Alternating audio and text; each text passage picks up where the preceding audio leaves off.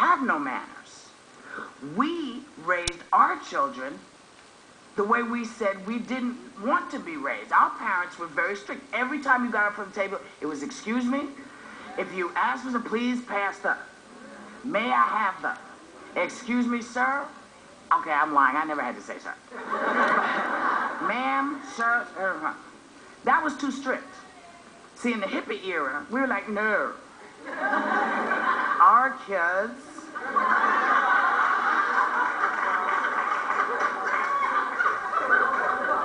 Our kids.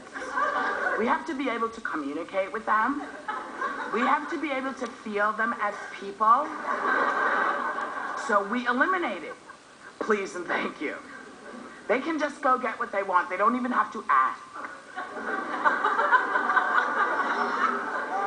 We eliminated excuse me, because you should feel the essence of someone coming. And you should know just to move out of the way. So our children raised their children without these things because no one taught them. We said we want a freer, more connected relationship with our kids. And they have raised barbarians.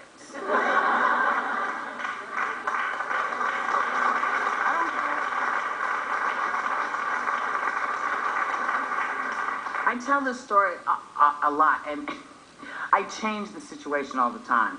Because sometimes when I'm telling the story to people, I can tell it as it actually happened. And then when I'm telling it in a big group, then I start rethinking it. I know I can't tell you how it actually happened. But I was on a public motor transportation for a long period of time when a small child was unleashed in this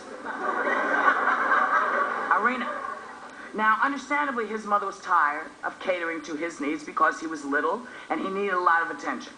You know, you have kids that something that tends to happen. You got to pay attention to them. But apparently she was tired. So she unleashed him on the passenger. And little Buckwheat ran up and down.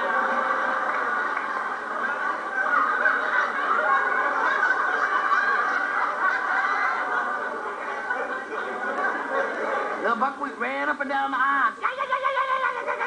What's that? What's that? What's that? Ooh, ooh, ooh, ooh, ooh. See, because his mother had said, ooh, look, there's Whoopi Goldberg. You know her from Elmo.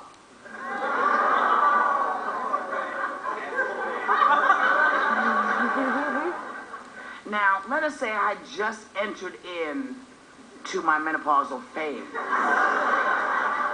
So I wasn't quite the same Whoopi I was on Sesame Street.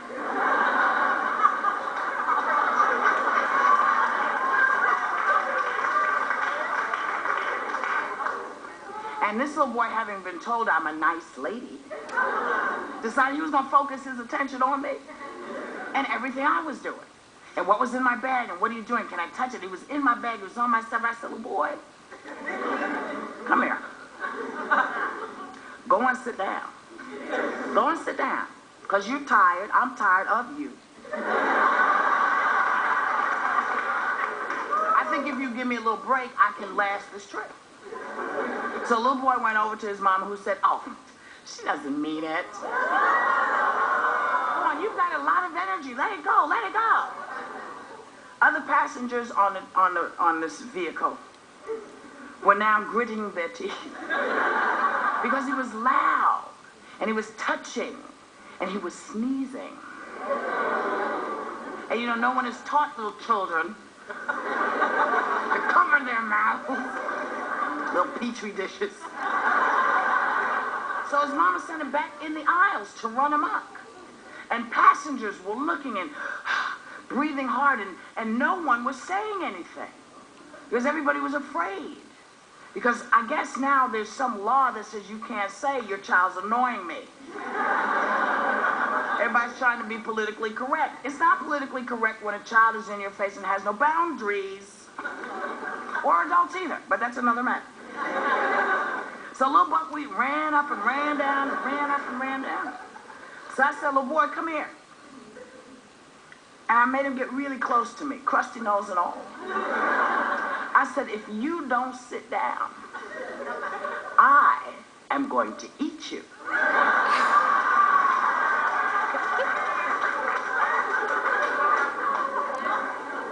sent his mother into a fit. How could I frighten a child like that?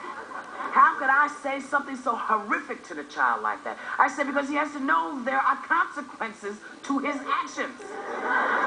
And if you're not going to sit him down, I've got to do whatever I have to do short of beating his ass